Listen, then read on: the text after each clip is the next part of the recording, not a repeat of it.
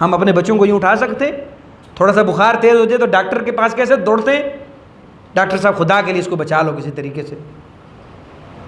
تو جس کے جبڑے کٹے ہوئے ہوں، چہرے کٹے ہوں، وہ ویڈیو ہم دیکھ نہیں سکتے. تو ان حالات میں ہم دیکھ رہے ہوں بچوں کو اٹھا کے، معصوم بچوں کو لے گئے، 2 سال کے بچے ہیں، دڑ الگ ہوئے ہیں.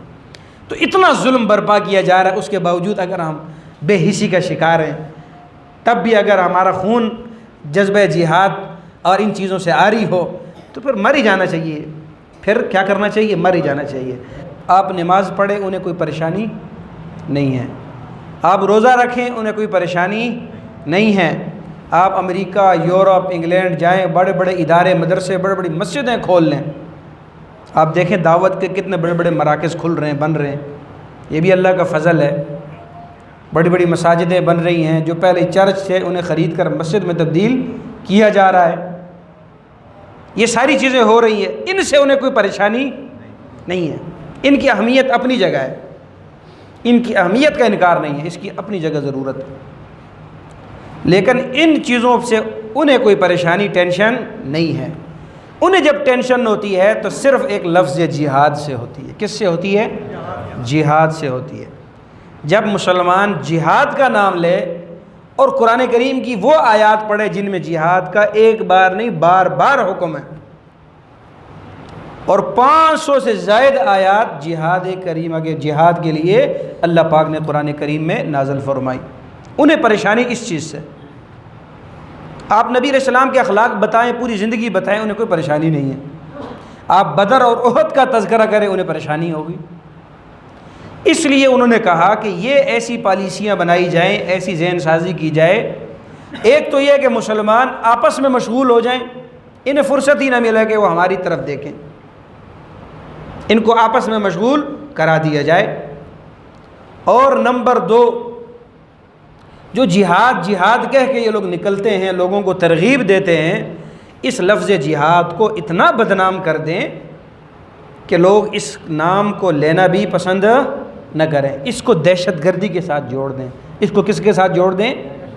اور دہشت گردی کا جو لفظ ہے اس کو اتنا غالب کر دیں کہ جیسے ہی کوئی جہاد یا مجاہد کا نام لے تو فوراً دہشت گرد ذہن میں آ جائے. ہاں، دہشت گردی. اس کے لیے انہوں نے پیسے بھی لگائے، آج تک لگا رہے ہیں. میڈیا کا بھی استعمال کیا، یہ چونکہ فتنے کا دور ہے، الیکٹرانک میڈیا، پرنٹ میڈیا، ہر قسم کا میڈیا، اور جتنی بین الاقوامی ان کی ایجنسیز ہیں، ان ساروں نے اسی پر زور لگایا کہ مسلمان اس فریضے سے دور بھی ہوں، بلکہ مسلمان اس فریضے کے خلاف مہم میں ہمارا حصہ بھی بنیں. صرف اس فرض کو چھوڑیں نا، بلکہ اس فریضے کے خلاف ہماری مہم کا حصہ بن جائے، مسلمان استعمال والا کار بن جائے. اب جہاں انہیں پیسوں کی ضرورت پڑی انہوں نے پیسے لگائے، ڈالر لگائے. جہاں انہیں دباؤ ڈالنا پڑا انہوں نے ہمارے وقت کے حکمرانوں پر دباؤ ڈالا. اس کا نتیجہ کیا نکلا آپ نے دیکھا گزشتہ سالوں میں آپ کے سامنے، کہ اپنے ہی ملک میں، اپنے ہی اسلامی ملک میں اپنے لوگوں پر زمین تنگ کر دی گئی. تو انگریزوں نے ایک جملہ مشہور کرایا مسلمانوں کی زبان سے، یہ مسلمان استعمال ہوتے ہیں، منافقین استعمال ہوتے ہیں مسلمانوں کے لبادے میں. تو انہوں نے یہ جملہ مشہور کیا، انہوں نے کہا دین اسلام اخلاق سے پھیلا ہے، تلوار سے نہیں پھیلا. ہر جگہ مشہور ہو گیا جی، اپنے مسلمان کہہ رہے ہیں تلوار تو نبوت کے اخلاق میں سے نہیں ہے. تو اس وقت صلاح الدین ایوبی رحمۃ اللہ علیہ انہوں نے جو جواب دیا اس کا، انہوں نے کہا مجھے یہ نہیں پتا کہ دین اخلاق سے پھیلا یا تلوار سے پھیلا ہے، یہ مجھے نہیں پتا، لیکن اتنا مجھے ضرور پتا ہے کہ دین کی حفاظت ہمیشہ تلوار سے ہوئی ہے. دین کی حفاظت کس سے ہوئی ہے؟ تلوار سے ہوئی ہے.